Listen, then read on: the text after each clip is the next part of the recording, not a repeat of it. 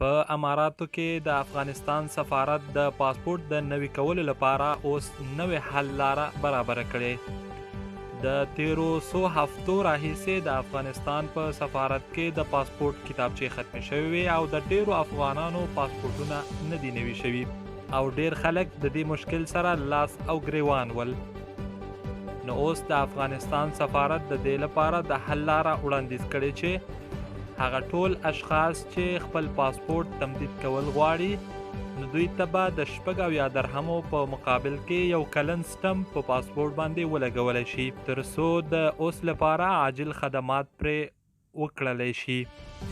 هغه کسان چې غواړي خپل پاسپورتونه نوي کړي نو له ځان سره د پاسپورت تذکره عکس د افغانستان سفارت ته وروړي او د سفارت لخوا به یو کلن سټمپ په پاسپورت باندې ولګولی شي.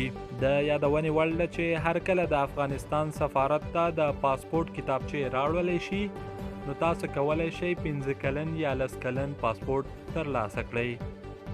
د نورو تازه او دقیقو معلوماتو لپاره زموږ سره یو ځای شئ.